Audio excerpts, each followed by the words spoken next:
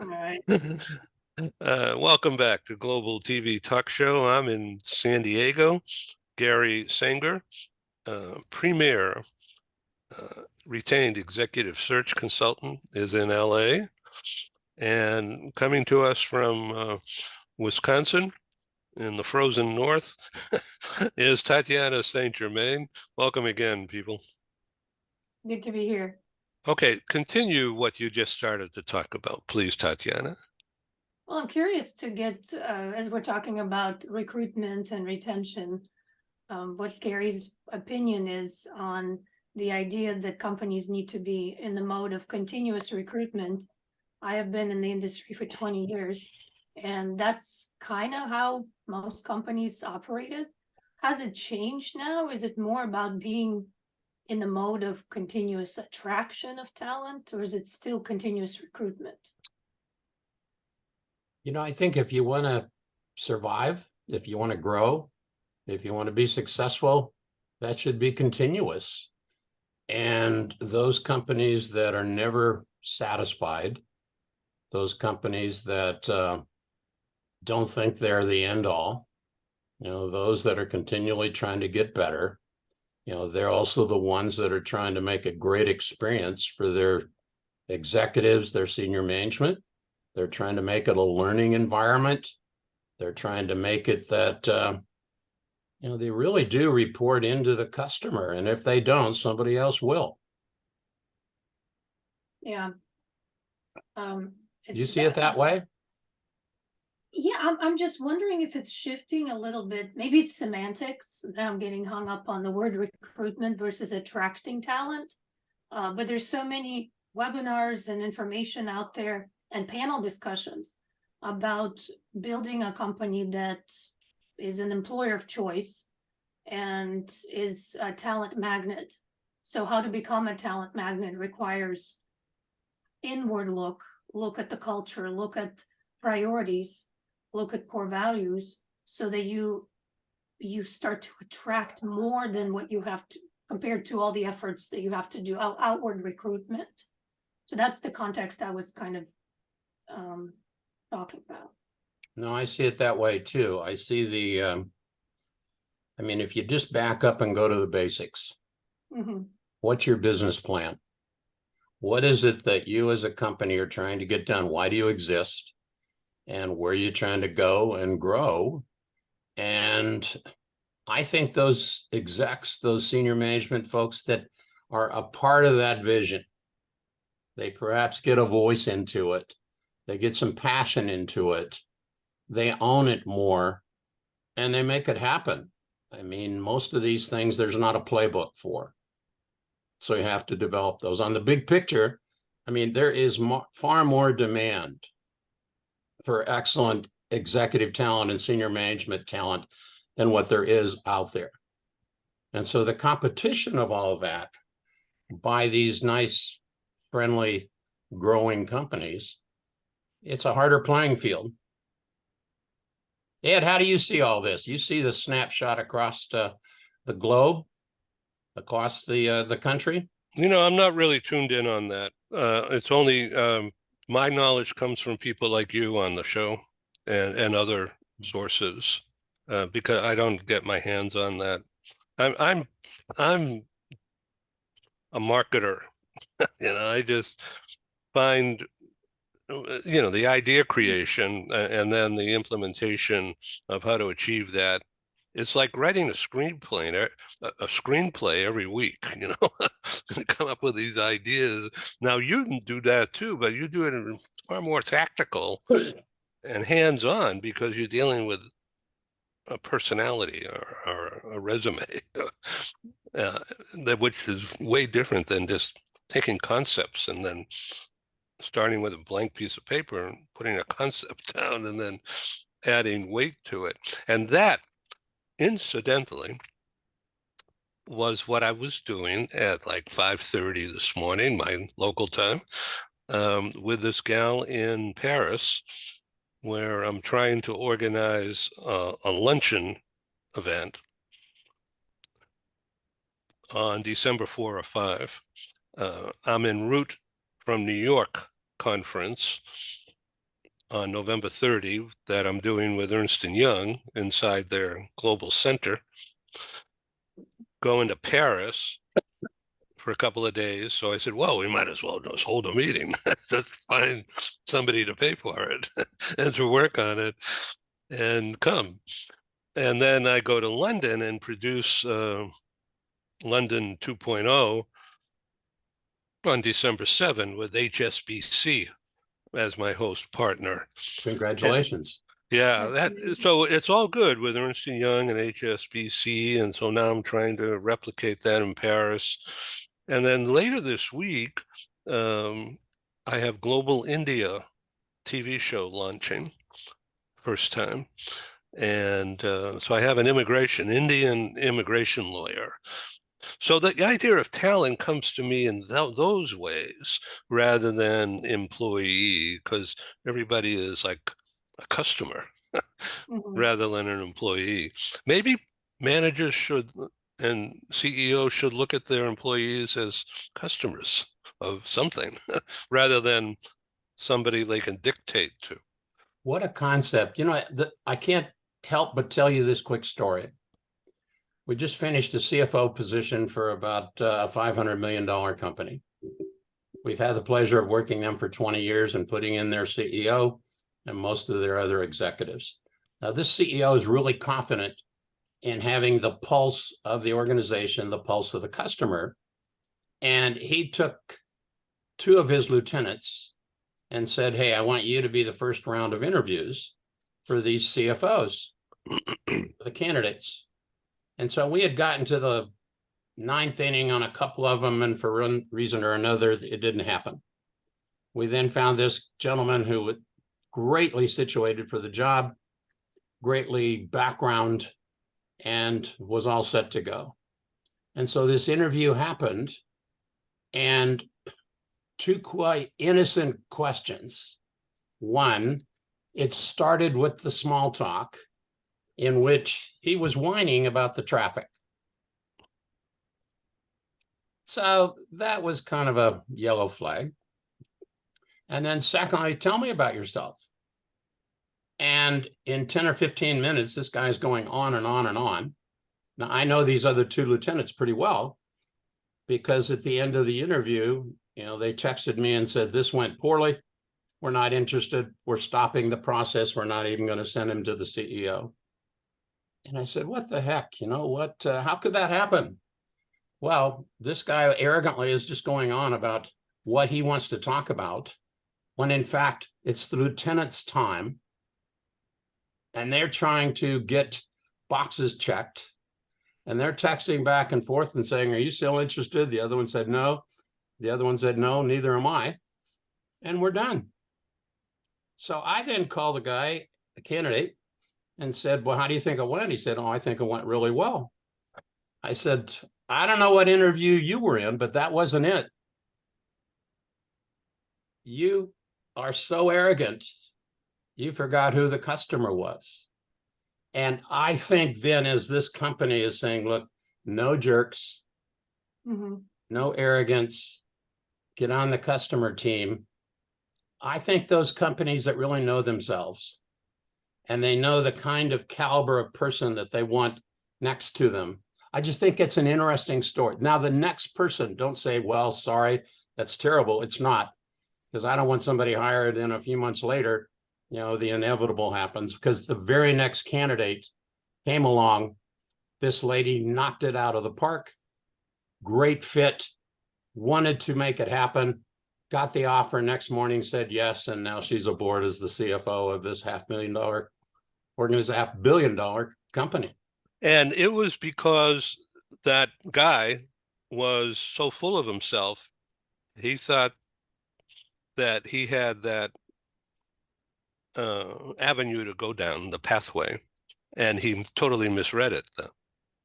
Well, Tatyana, you have to be you, right? And when you're faking it and you're trying to become part of a team, sooner or later, you're going to be you. And if your caliber, your ethics, your integrity, and of course, your job know-how fits it, and you can be an effective member of the team. I think those teams that know who fits, who doesn't, they know what ball game they're in. I mean, you recognize good, you recognize bad, and you respond quickly accordingly. I couldn't help myself on that story, because the arrogance, I think, oftentimes, and the bigger the job, the bigger the person's background, oftentimes, the more full of themselves they can become. Yeah, I forgot who said, treat your employees as you would your best customers. It's the mindset that really every organization and people within the organization at every level, especially leaders, have to have. So it ties into your story. The question is, when we talk about job fit, can you develop it? Did he come across arrogant because he just wasn't self-aware? Or did he show his true colors in the interview? Yeah. That's the trickiest question of them all when we're vetting candidates at any level. I know you're dealing with executive search, but we can apply the same idea to any position. I think that's when you're clear on what your business is Mm-hmm. and what that job needs by way of background, and whether it's education, whether it's size of P&L, size of staff, new product development, et cetera.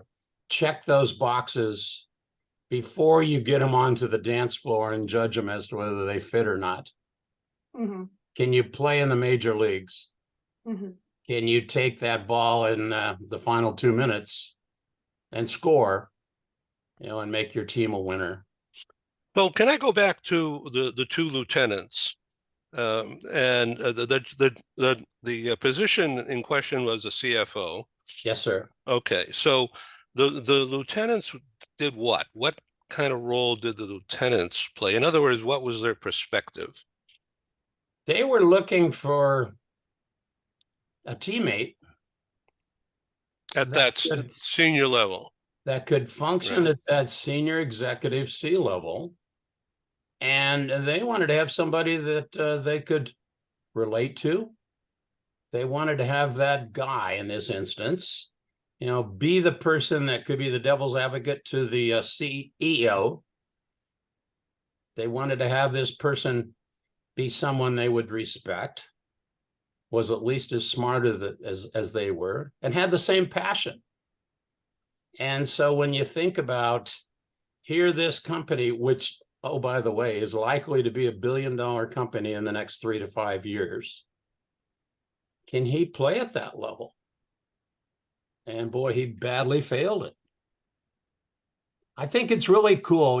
Many CEOs, many presidents would just take the lead and be the judge and jury as to who gets into the race.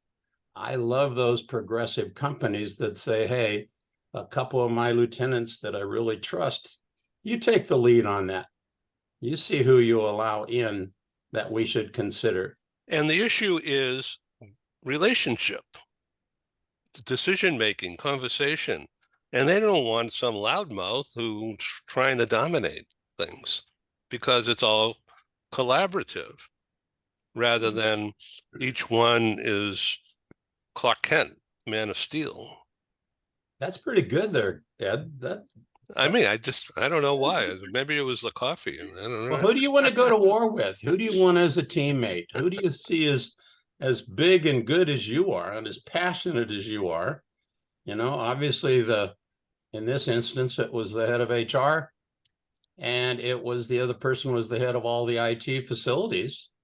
And this was a very technology-centric organization. I think it's a great story. Mm-hmm. I think it's a situation. Do you really want to do it? Or are you playing the game to try to get a raise where you are now? It's trying to sort that out. Tatyana, that's why they pay you the big bucks and me the big bucks, to go sort that out as to who would be a good colleague in that organization. Tatyana, a war story from you. I'm stuck on this retention idea. How does the company keep the great employees, the great executives on their team?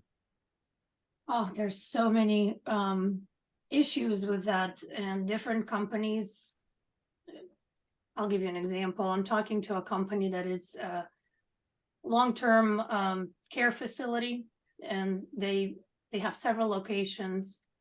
They're located across Florida, and I think there's in a couple of other states. But they're experiencing crazy turnover. And so the perception of the C-suite executives is that people don't know how to interview. They don't know how to ask the right questions. I am questioning whether or not it's a management problem. Is it on the recruitment side that you're not bringing in the right people who stay, or is it that your management runs people off? So we're going to be exploring some of those issues, and also knowing your culture. It's a customer service facing most of these positions. You're serving clients. So how do you treat your best clients, and how do you treat your employees? Going back to that same idea, treat your employees as you would your best clients, best customers, and patients in this case, elderly and people who are on their deathbed. It's a very tricky business, and it's a tough business. So what is the why? What is your purpose? And how do you attract the right people that buy into that purpose? So we'll be looking at some assessments. Obviously, we need to understand the applicant pool. We need to understand the customer service perspective. I have an assessment tool that can measure that, and have a conversation, maybe even a couple conversations with the leadership team to get on the same page when it comes to what are our core values. Because if leadership thinks this is our customer service culture, and nurses and all frontline personnel think this is our service culture, and they don't agree, well, you're pulling the cart in two different directions. And projects like that are always very interesting, because we uncover, as long as everybody's open in the process, open to the possibility that we're going to uncover something that we didn't anticipate, didn't predict, but we will uncover the root cause for high turnover, and build a strategy to retain better people. But I think it starts with, yes, let's bring in the right people, because the right people who fit the job, who have the skill set, they fit the culture, fit the team. This is why it was important for your lieutenants to be interviewing, because that's part of their team. They need to be able to be working with them, and then fit with the manager. So all of those things can be addressed with assessments, so that everyone can make the most informed decision who they're bringing in. And then beyond that, that's part of the reason Ed wanted to talk to us, is the onboarding and developing and growing and recognizing opportunities with existing employees. If they're looking to upskill, that's a big word I hear again. It's being used again. Upscale? Upskilling. Upskilling. There we go. Yeah. Upskilling and reskilling. Yep. Yeah, Exactly. like, they're learning what you learned all over again. Mm-hmm. With new perspective, whether it's AI or whether it's just more of a caring duty to care rather than duty of care, duty to care, Mm-hmm. and expression that. Yeah, people want to feel that they're contributing in an important way. Are they making a difference? Yeah, they're making a difference. And so when you underutilize people's talents, just give them busy work, this is what causes burnout, or contributes to burnout anyway. And this is what contributes to disengagement and lack of retention. So it's offering opportunities for growth. That's why I'm having so many conversations about leadership development and coaching. Because if that candidate that you had who didn't do so well in the interview, and let's say this candidate was with another, or this leader is with another company, and that company recognizes his arrogance, and they want to keep him for his skill set, but the soft skills, the human side of things, they want to invest in them. That's where they They could hire an executive coach such as myself, and I can at least diagnose them and say, okay, this is a clinical case, or is there hope? As long as the individual is open, because I'm telling you, and I'm a very skeptical person. You I are say or this- not? I am. You are. I am a very skeptical person. And so it's not very easy for me to believe in people and trust people. I don't readily trust, but simply from my coaching experience, I discovered that some people just don't know what they don't know, and they will come across as jerks, and they have no idea. And because they come across as jerks, nobody tells them the truth. And then they're just left wondering, well, what happened? I achieved the results. Well, it's how you achieve the results. Maybe you can get softer around the edges, or get more collaborative, or what have you. But it all boils down to communication, typically. I think there's a couple other aspects. If you're starting, now I'm an Idaho farm boy. Mm-hmm. I grew up on the farm. My father and mother had 2 slaves, sons. We worked really hard and we played really hard and grew up in an outstanding environment. I believe very simply, if you don't start with a reasonably smart person, you got no chance.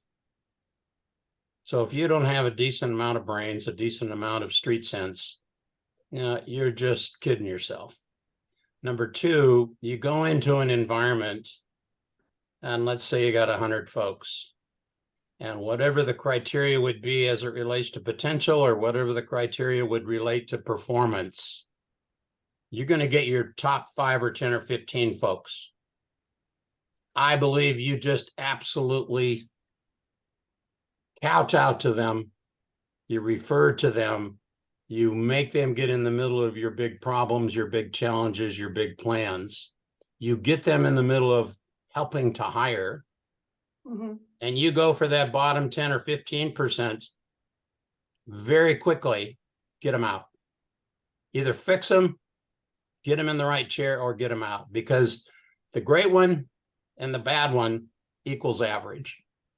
Now, oftentimes that's really a bad concept for a lot of people, because you got to be nice, you got to be courteous. Well, you can be nice, you can be professional, but get those out that aren't your great ones. And as you then have the succession plan, if he or she's been acting on your behalf many times, that's a small step. But if the guy or gal in the corner office is the one that's making all those big decisions, I mean, it gets back to basics. Go back to retention. Mm-hmm. What is your business trying to do? And if you got folks in your care facility that really, I mean, that's such a special gift, especially in the elderly and especially end of life. My goodness, there's a small percentage of those that are really great at it. God bless them, because that is just very challenging, very difficult. Mm-hmm. And you got those that aren't. Are they back in your domain? Does this person open himself or herself to coaching? Yeah. How do you determine that? Are you asking me a question? Absolutely. It's just a simple question. It is a simple question. The question that I ask when I have my initial, what I call chemistry call with a potential coaching client, I will always ask, if the company was not paying for your coaching, would you pay for it out of your own pocket? And that tells you a lot. Are they interested? Are they invested? So sometimes they come into a coaching opportunity saying, well, you tell me what I don't know. You teach me, tell me. I'm just a guide. Not just a guide, I suppose I'm a pretty good guide as coaching goes, but I cannot perform miracles. So I have to level set with them. It's their work. And so when potential coaching clients say, well, we'll see how this works, and if it benefits me, and I tell them, well, the benefits will be commensurate with your effort. It's not about me. It's I about gotta what jump in. It takes a lot of guts for somebody to do that. I'm just, thinking of myself right now. And if I were applying for a job and I had to go through meeting you and going through all your skepticism, and I start to feel really self-conscious and worried. Um, so, um, audience, obviously this is not scripted. So what would I say, or should I say, uh, I mean, I think you're looking for reality, not something that I'm making up in order to satisfy you at that moment. So I would guess honesty is the right approach. Just strip it out and just say, I don't know what you're talking about. What do you want from me? Tell me what you want me to tell you, and I'll tell you whether that's true or not. Well, Ed, I think that's absolutely spot on. And to me, I want those reality stories of where you've been, what you've done. Okay, get me a job, will you? Well, get me a job. Our interview is probably pretty short if that's your attitude. But if you have stories that relate to this business, they're of the right size and magnitude. Tell me a story where it worked. Tell me one where it didn't. What was your role? What's the team's role? I think the relevancy of what you've done before has direct application to what the future might look like. And if this company wants to go national, do you have any experience with that? And can you scale? I mean, it's easy to go off and run a $5 or $10 million business. But if this company wants to go to 20 million or 50 million, what have you done with that before? What if in that CFO role, we have a term, you bet the farm. And if you go bet the farm on an acquisition and it's wrong, that company might be done. It might be over. But if you bet strategically where it fits and you know how to put it together, I love those stories.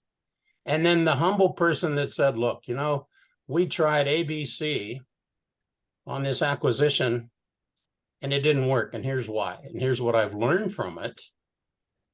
Rather than, oh, it's not my fault. Those guys, whether it's the board or whether it's the CEO or something, but nothing's perfect in all these things. And so get me a job is one thing.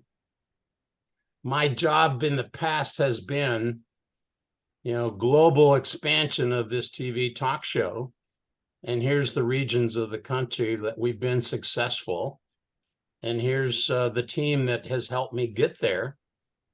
Gary, I talked to Ed all day long. Mm-hmm. But hey, just get me a job. Sorry, that's not my job, Ben. Tatyana, do you agree with that? We're kind of painting a picture here. Well, I wanted to ask you also, let's say somebody has relevant experience you're looking for, and they seem to possess the relevant skill set required to be successful. Have you seen failures even when those two conditions are met? Of course. Of course. And that's the culture piece. That's the how. They know what to do, but it could be the culture piece. It could be financial conditions of the country or the globe that are out of your control. Mm-hmm. They could be a lack of alignment with the board and the executive team and what they're trying to get done.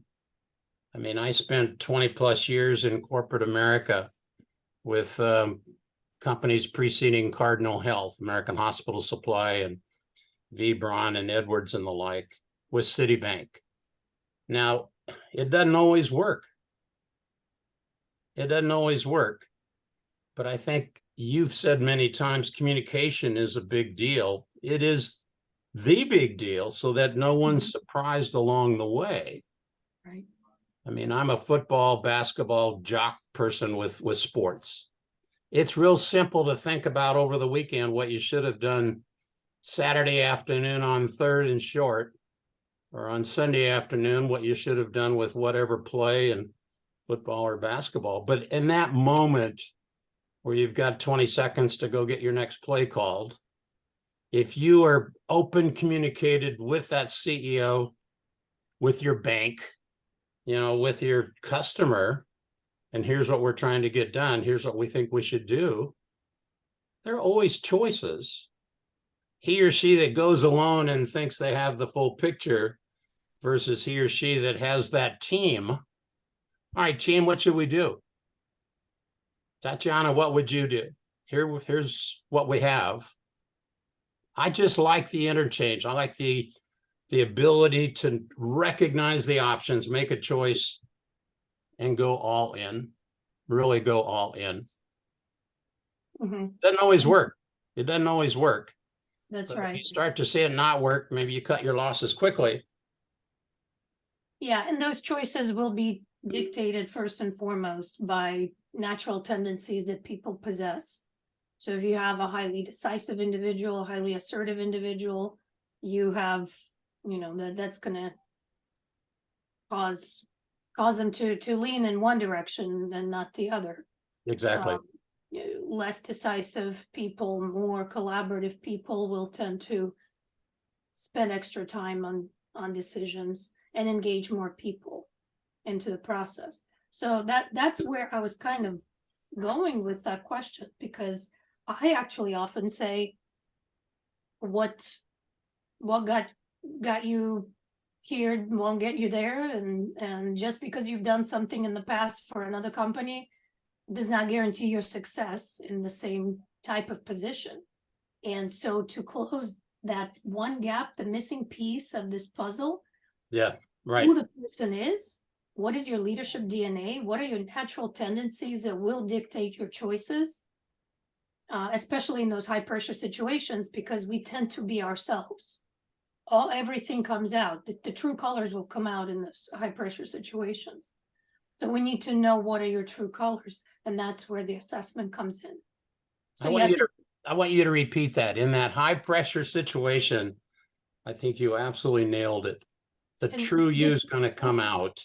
The true colors will come out, and they will dictate those choices. And so if you're going to be surprised by that as an organization.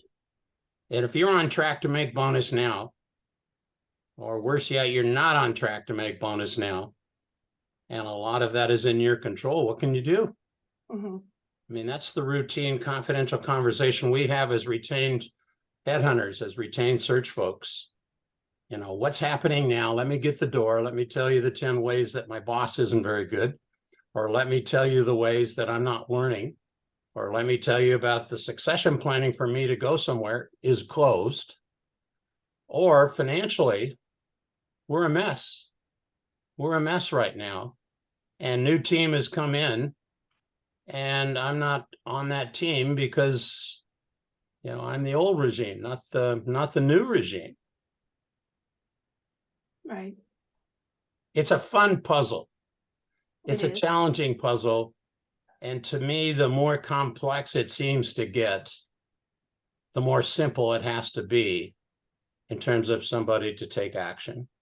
And so, am I on a team that I love, I'm proud of, I'm passionate about? Do I provide services that are good, that are well received? And can I make a difference with my team, with our company, to go provide those? Do I care that much? I've seen inverted org charts where, the execs report into the customer. They report into the customer. Who's the kind of the dean of business out of Claremont?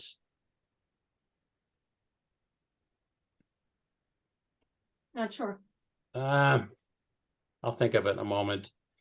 20 years ago, in a conference with him and another 100 people, I didn't hardly know anyone.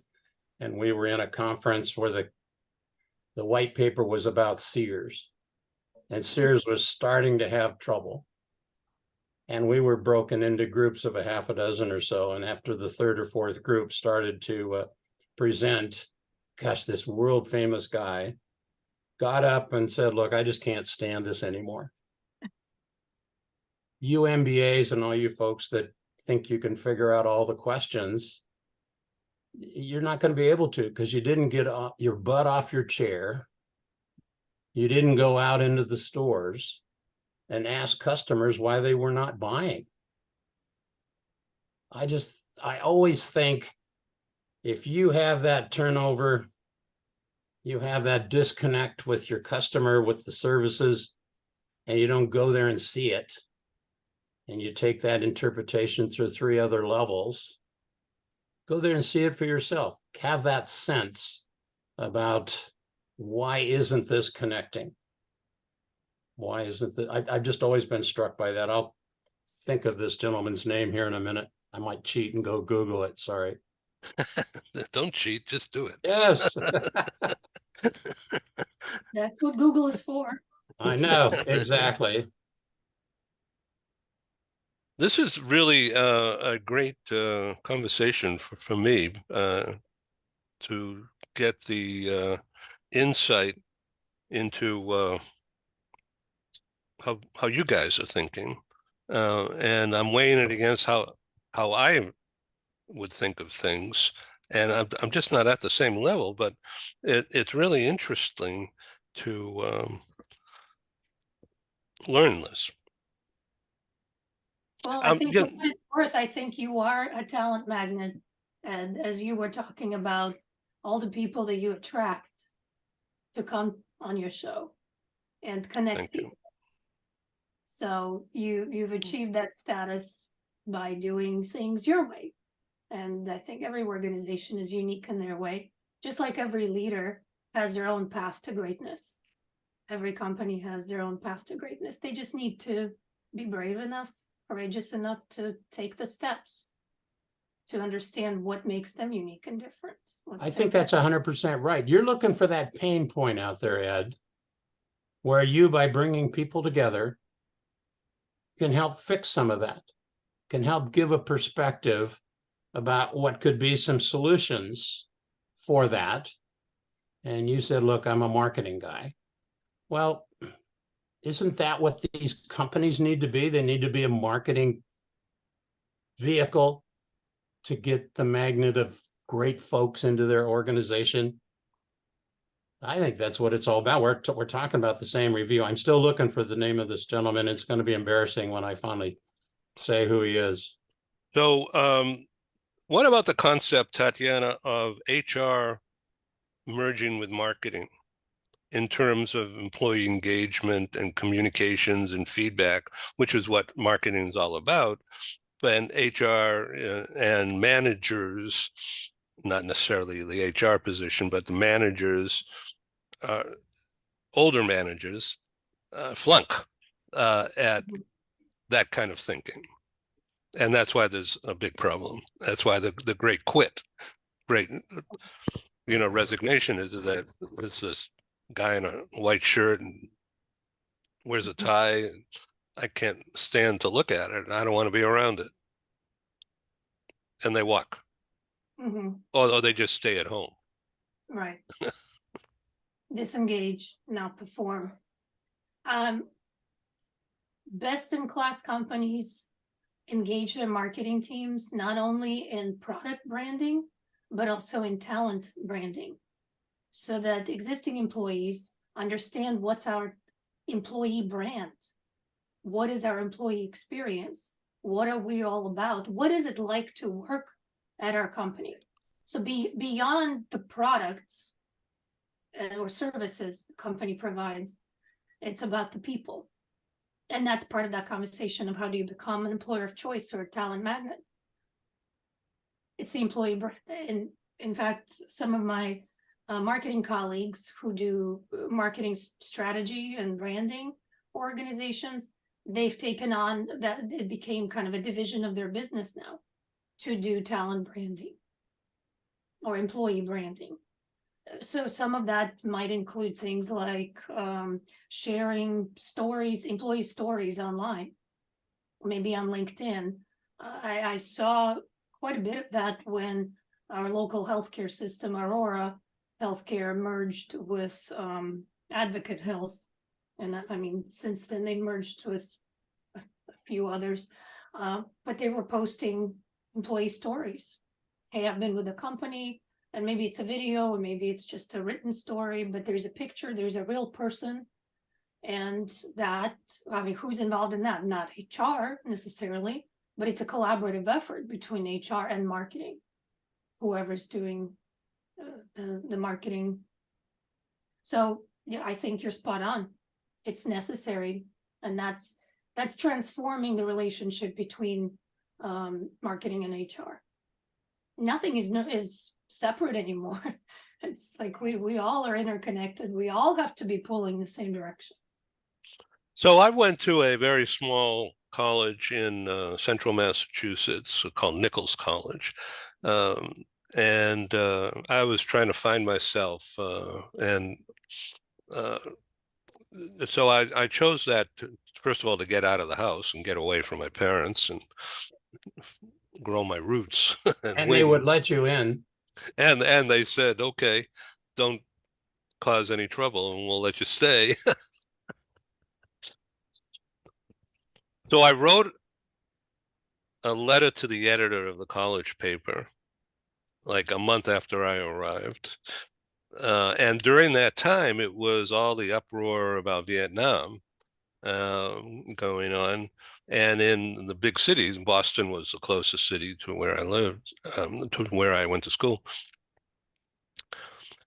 It was just hell on wheels every day with the protesters, and people were smoking dope right in front of the police. And, and it was just, for the kids, it was a lot of fun, but for everybody else, it was tension and it was ugly. So I wrote a letter, and not everybody knew who I was or bothered to know who I was. The first few months I was at that college. And so the publisher, the editor and publisher, so I was a sophomore, and the guys who ran the paper were seniors and much more mature than I was at the time. And I'm not going to get into the topic and all that, but it was a militaristic approach to ending the war in Vietnam quickly. Bombs away, and all that stuff. Okay. And they published the damn thing on the front page. Wow. Because everybody else was, in bigger cities, Boston University or Harvard, which was the center of all that they were completely on the other side. So you were polarizing a school? Is that what you did? It was my opinion. I signed it with a picture of Eddie Cohen. Who the hell is he? So anyway, that got me noticed. And to me, it was a marketing ploy. Okay. And to get me known and more active rather than be a over there guy. Because I wasn't big enough at the time to play football. I was really a fast runner, so I did some track things. But that was about it in terms of collegiate sports. So after that, I was like, hey, well done, that kind of thing. And all of a sudden I had friends. And that made me grow so quickly internally, mature, or whatever the right words are, that I zoomed onto the dean's list almost the next semester and ace this and ace that. And I was not that kind of a student other than geography. I love geography all my life and, always ace that topic, but nothing else other than watching cowboy movies on TV when I was a kid. So what I learned from that experience as a kid watching Hi-Yo Silver and all the other shows, Superman, was how movies are made and how a talk show like Huntley Brinkley TV show, and so that just somehow I didn't think about it at the time as a career path, but I just loved to watch it. It was like glue. And now, guess what I'm doing? And it's like not work at all. It's like I have this innate strength. So when you're assessing talent, you need to, I would think, find somebody who's doing now what they thought of doing as a kid and didn't know they were learning it. But now it's just who they are. And And that's exactly what, this is my nirvana. I mean, it's my It's happy it's place. not work, right? It's not work. It's not, I mean, yeah, I sweat about No, it. but still, Why right. don't these people pay me? Where's the money? I'm doing all this work. And so it's work, yeah, from that point of view. But the theory and the practice and the developmental time, I love that. And it's not work. yeah, Tatyana, I can hear your brains grinding on this. yeah. Well, that's precisely what I have been saying. The reason companies need to implement assessments is so that they can identify the right people and put them in the right positions according to their talents. If you don't have assessments, you're shooting in the dark, you're guessing. And people themselves may not know where their talents lie. And when we used that quote quite often, still do, if you love what you do, don't work a day in your life. Yes, right. And that is the business case for employee assessments. I want to take it a level above that. Sorry to step on your words, but you just really get me stimulated here, Ed. Having the courage to speak up and get a headline that's the elephant in the room. Having the courage to work the right issue. I can't tell you the number of times, but execs and senior managers that work on the wrong stuff. The stuff they work on doesn't really matter in the big scheme of things. Those that are successful work on the correct strategic issue. And secondly, they align with their counterparts to fix it.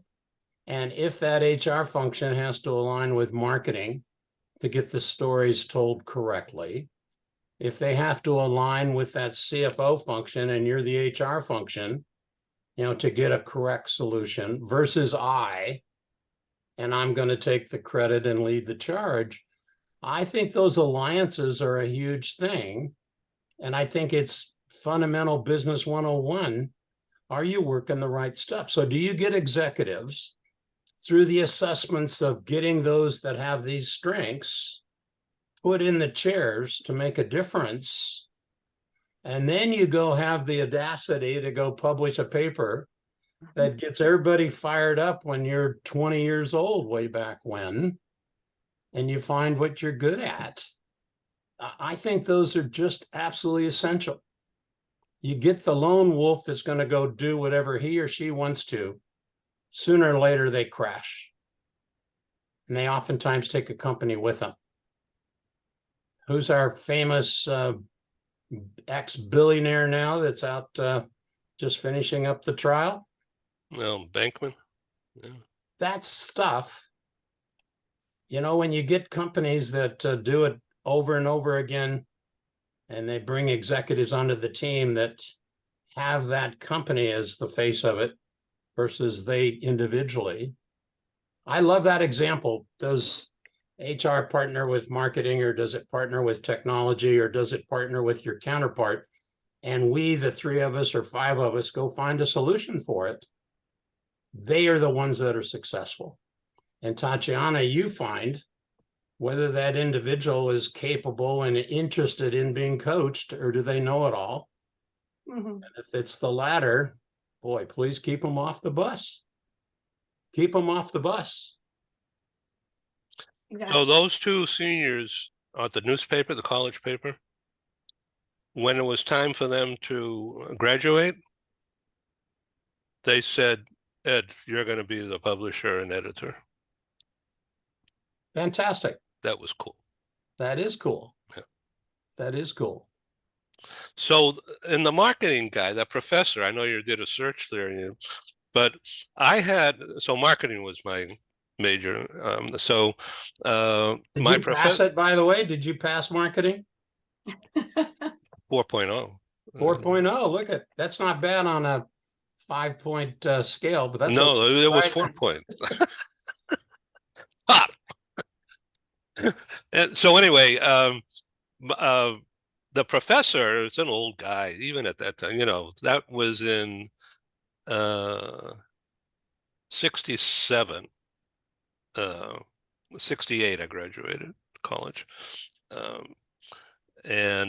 the marketing professor, um, he went to Harvard Business School, 100 years prior to that.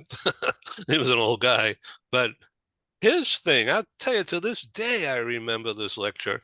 He called it marketing myopia, and that was the theme of the book that the guy wrote, who you're probably referring to, and I can't remember his name now, but he was the guru that companies. Peter Drucker is the That's it. gentleman. That's it. Yeah. Peter Drucker is the He godfather wrote the of book. management. That's who I was trying to think Yeah, of. and he wrote that book, Marketing Myopia, and that's what that professor. I don't know. I could probably remember almost all of it if I got my head together, but anyway, marketing myopia was that you can't see the forest through the trees, okay, because you lose sight of what you're doing. And the example he used was the New York Central Railroad at the time, which is a big transportation deal at the time, sort of like Burlington is now in California. They own all the tracks and all that. Warren Buffett owns it. So marketing myopia at the time, New York Central didn't own the land aside the tracks. All right. they forgot that they could make money by building it up or whatever, right? All right. And so they went bankrupt eventually because other transportation companies in other areas got the banks to give them the money to buy up surrounding land where the interstate highway system was going to be built, and on it goes. Missed opportunity, right? Or somebody who saw it and then they got people involved, and that's what's called marketing myopia. So I've never forgot that. Those stories. That's it. Tatyana, an aha moment early in your career? I'd call it a pivotal moment. The reason I'm talking to you today, kind of a courageous step, I guess, looking back. I took a translation job with this agency when I was, full-time student in linguistics. I was studying professional translation in Russia, and I did We not. говорите по-русски. Да? Yes. And they did not allow second-year students or first-year students to take the job. So the job came to the department, or as an opportunity, and they're like, oh, we're going to let seniors take a stab at it first, and then so it went. And I said, none of these people want the job. And so I kept going back to the office. I said, I want this job, or I want the opportunity. But I had to wait for some people to back out of it. And the reason they were backing out of it is because we were in the middle of final exams, and the way they're structured is different than in America. It's literally like 2 weeks of it's very intense. And I've always been a straight A student, and if you graduated or you got straight A's on your final exams, then you get tuition reimbursement. So it's very important for me because it was very expensive for my parents. And yeah, so everybody chickened out. And I'm like, I can do both. I will get my straight A's during the finals, and I will land this job opportunity. And I did. Good for you. What school? What college? Well, it was called the Liberal Arts University of Ekaterinburg. So I joined the Air Force right out of high school, way back as this farm boy. and ended up in the Air Force at the Russian language training program, and then went through with all native Russian instructors to teach us 18, 20-year-olds, how to form those new 4 syllables in, in Russian, in Cyrillic. That, I mean, it was phenomenal. It's, I've never, ever, ever seen a more driven, more passionate group of people who had gone from Russia to the U.S. to support the military and teach us military kids radio intercept.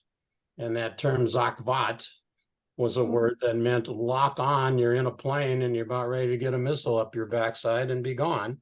I've never had more intense emotion ever. And half of these instructors couldn't speak English. They just had given their careers. I really identify with what you're saying. Back on the big picture, getting execs that get it, they work on the right stuff, they get their teams engaged, they get their colleagues engaged, and you get great solutions, and you're working your tail off, but you're actually not working at all. There's some passion here that you go find that person, get them matched, and put them into an organization, and wow, do they make a difference. It's been great catching up with you. It's a good reminder, Gary, you and I need to schedule some time to talk more. I'd love to. Let's do that next week. Ed, it's your fault. Nicely done there, sir. Yes, good job. So we're at the This top. makes for good TV. Wow. Well, let's hope. Let's hope. All right. Thank you very much. I'm going to send you all a memo about these conferences that I'm doing again. And always looking for support, by the way. So thank you for being on Global TV Talk Show. Bye. Thank you. Bye-bye. Bye.